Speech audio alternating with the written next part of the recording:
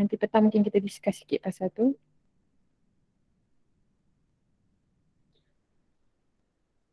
Okey, Assalamualaikum dan selamat pagi. Kelas hari ini kita akan proceed dengan multiple selection. Okey, apa itu multiple selection? Multiple selection control structure, dia akan check many condition. Okey, berbeza dengan single selection, dia hanya ada satu condition. Kalau dual selection, dia ada dua condition, tetapi multiple selection, dia ada banyak condition. Means dia ada more than two condition. And then kita still lagi kena choose between many action. Okay, akan ada banyak action, tapi bukan semua action kita nak buat, kita kena pilih.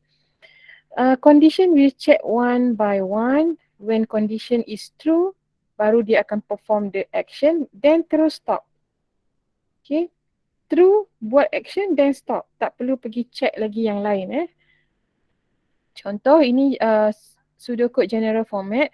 If condition yang pertama, jika condition pertama ini true, dia akan terus buat action 1, kemudian daripada action 1 dia akan terus stop. Dia tak akan masuk condition yang kedua dan juga yang ketiga.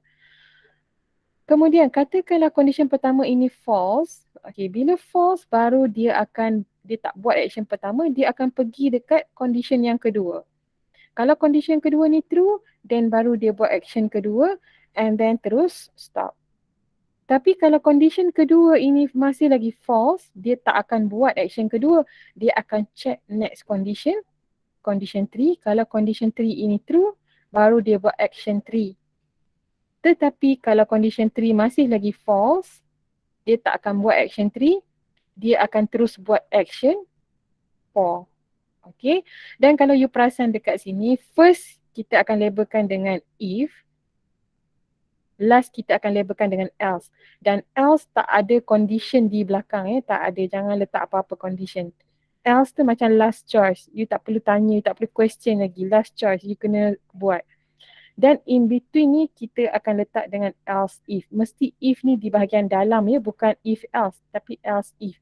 Nampak sahaja perkataan if mesti akan ada condition di belakang dia. Sama ada dia if ataupun else. If nampak sahaja ada if, automatically akan ada condition. Dan ingat penulisan condition yang saya dah ajar sebelum ni, ada mata, ada hidung dan ada mata. Okay, dan kena tahu apa nak letak dekat sini, ini apa, ini apa. Ini adalah input yang kita nak check. Input yang kita nak check. Yang ini pula adalah operator. Ini value yang kita nak compare dengan input tadi. Ini adalah general format untuk flowchart. Dia akan ada banyak action. Okay, condition pertama. Kalau selection ingat true mesti duduk sebelah kanan. True mesti duduk sebelah kanan sebaik-baiknya. Dan jangan lupa arrow labelkan true false. Okay, ini untuk if yang pertama, ini untuk else if, ini untuk else if. Bila ada sahaja if, memang akan ada satu decision symbol ataupun diamond shape ni. Untuk else tak ada else tak ada. Else terus pergi kepada action yang keempat. Jangan letak diamond untuk else tak ada.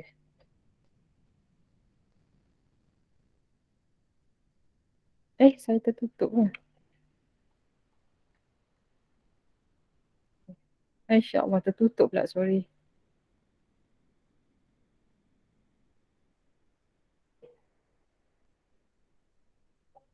Okay.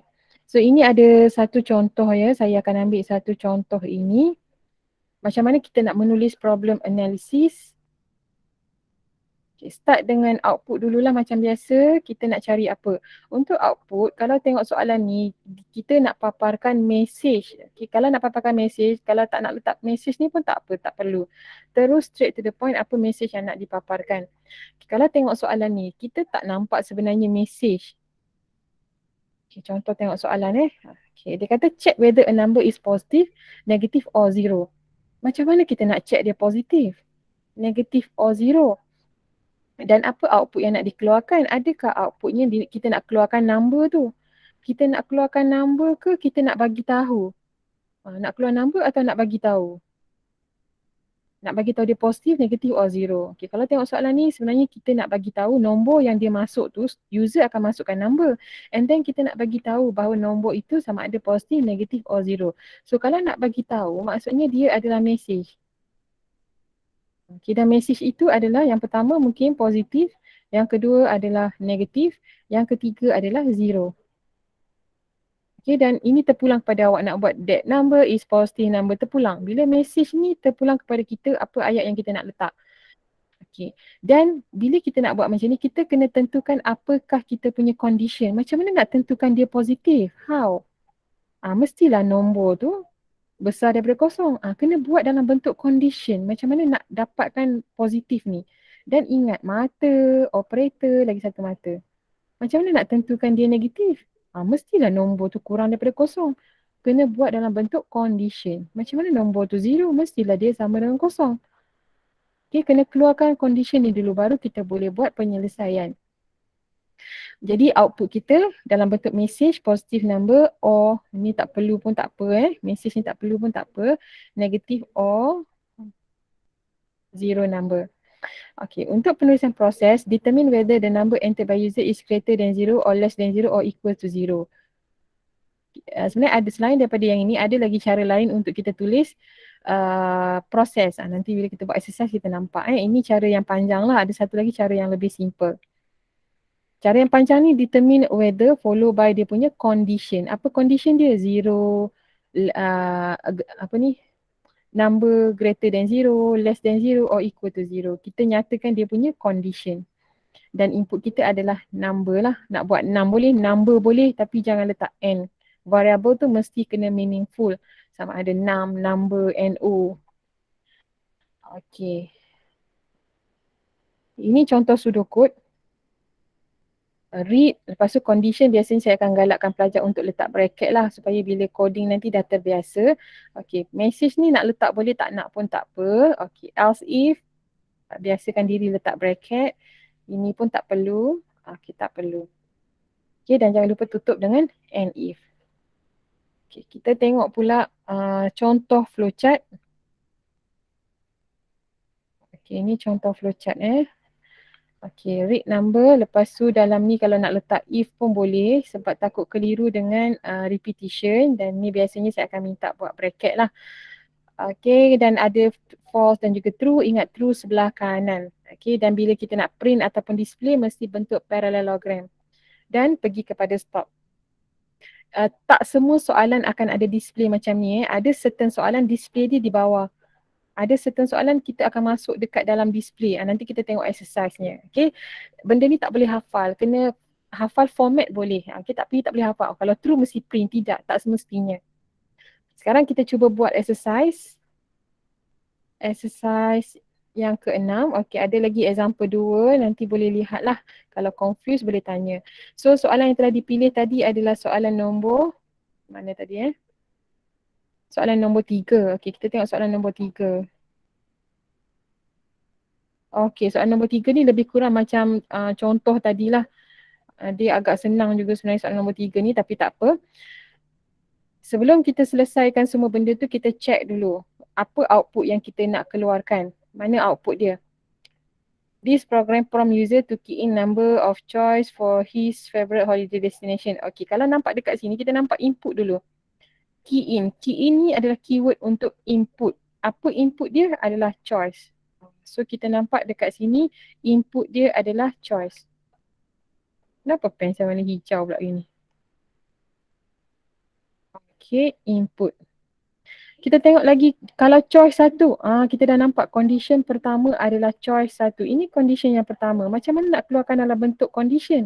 Kita akan tulis dengan choice equal 1.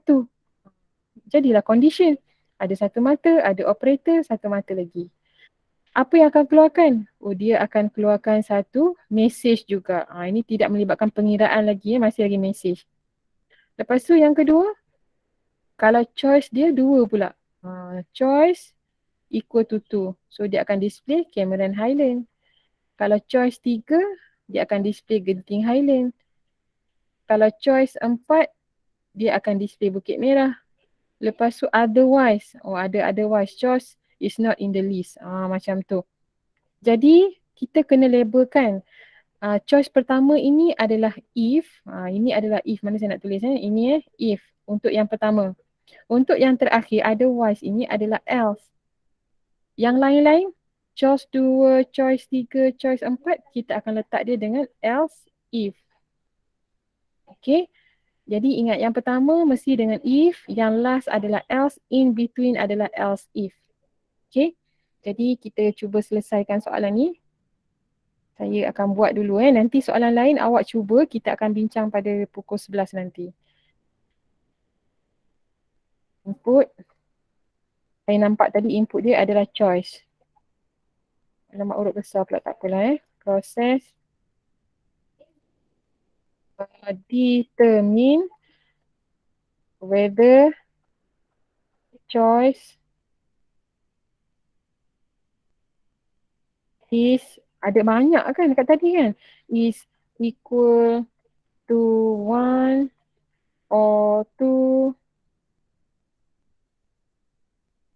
or 3 or 4. Patut tak boleh buat macam ni, equal to 2 or equal to 1 or kena tulis satu-satu, or equal to 2 or equal to 3 or equal to 4. Boleh lah tu. Okay, dan kita punya output dia, banyak tadi output tu.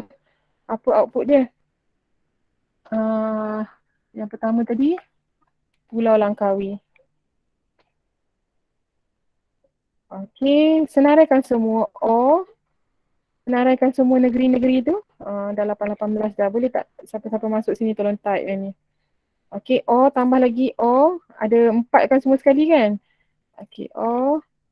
O. Okay, nanti cuba lengkapkan Ada 4 ke sampai last kali tu.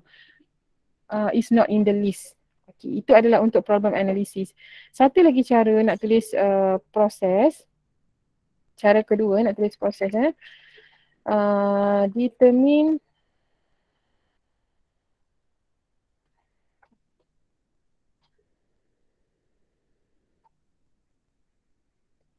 yang ni tak boleh buat determine Yang tak boleh nantilah. Nanti soalan yang berikutnya boleh buat determine. Okay, kita teruskan lagi. Yang ni pseudocode Okay, start.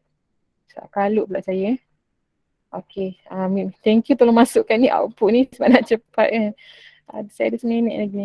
Okay, read choice.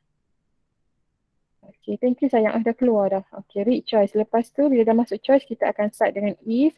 If choice equal 1. Okay, lepas tu apa yang akan keluar? Terus buat display. Display apa? Tolong masukkan dekat sini. Nanti saya copy je. Okay, kemudian else if. Apa dia? Kita punya choice sama juga dengan 2. Okay, jadi apa yang akan keluar dekat sini?